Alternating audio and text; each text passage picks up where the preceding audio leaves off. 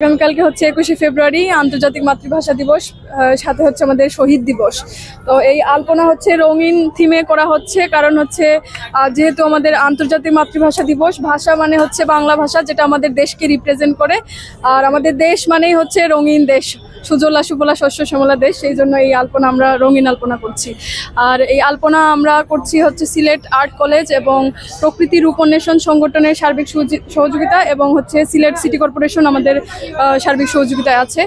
হ্যাঁ, আমরা প্রতি বছরই হচ্ছে 21শে ফেব্রুয়ারির আগের দিন আলপনা করে থাকি রাস্তায়। গত বছর হচ্ছে আমার ব্যক্তিগতভাবে গত বছর প্রথম ছিল, এই জন্য গত বছর অনেক ভুল করেছি আমরা। এবছর হচ্ছে আমাদের গত বছর থেকে যে ভুলগুলো করেছি সেগুলোকে শুধরানোর চেষ্টা করছি। অনুভূতি, দেশ তো দেশই, দেশ চেঞ্জ হয়েছে, আগের যা ছিল এখন যা আছে, দেশ তো দেশই আমাদের কাছে। দেশের প্রেক্ষাপটটা হয়তো বা চেঞ্জ হয়েছে, কিন্তু দেশ তো একই আছে। তো ওই অনুভূতি অতটা পরিবর্তন হয়েছে বলতে পারবো না।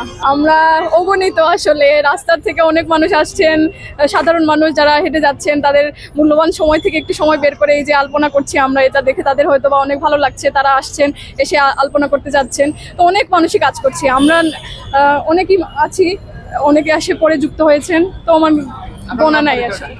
আমি হচ্ছে প্রতিমা রানী দাস, আর আমি হচ্ছে সিলেট আর্ট কলেজের প্রাক্তন স্টুডেন্ট, আর সাথে হচ্ছে আমি প্রকৃতি রূপন্বেষণেরও একজন সদস্য।